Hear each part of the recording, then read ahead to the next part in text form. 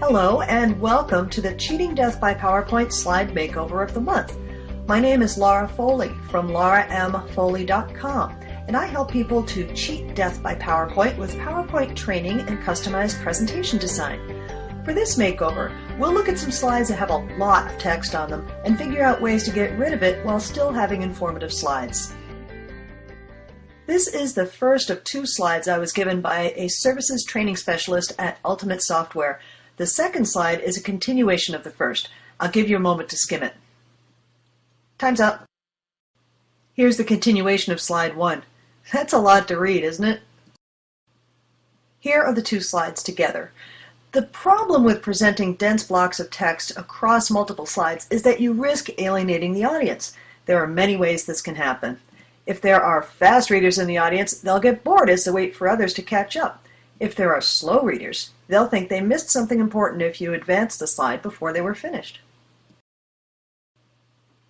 This could be some very important information, but unless the presenter is silent while she allows the audience to read the slide, she'll be a distraction as people are trying to both read and listen at the same time.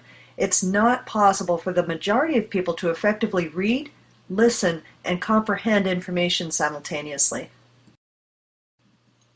Something that often happens is that the presenter will say something other than what's on the slide, or will just gloss over the slide. That tells the audience that they're not supposed to read the slides. If it's not important, then why include it? And if the presenter reads these slides verbatim, she risks bringing on the story time syndrome. People don't like being read to if they already know how to read. They'll see it as a waste of their time.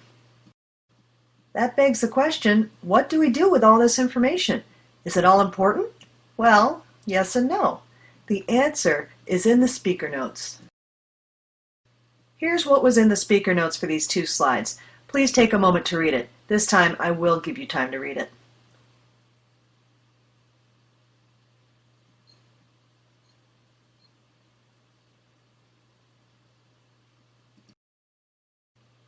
From reading the speaker notes, now we know that the questions that were on the slide are just examples that illustrate the kinds of probing questions employees need to ask when customers call in with software problems. It's not important for the audience to know exactly what questions to ask at this point. They should, though, be made aware that these questions exist. The answers will help them to either fix the problems or escalate them to the group that can. Here's the redesigned slide. I used this layout with that big green block on the left. It was included in the template the client sent, and it's more suited to the slide content than the previous layout. By making the text very small and overlapping it with a pencil and putting it on the clipboard, I'm showing that it's not so important to read the questions, just to know that there are specific questions that people should be asking. If the presenter wants the audience to know what these questions are specifically, she can include the list in her handouts. You can click on the link above if you want to learn more about creating detailed handouts for your presentations. Let's take one last look at the before and after. Now this slide says a lot more about these questions without people having to actually read through them. If you'd like to get your own slide redesigned, just click on the link to subscribe to the Design Dispatch.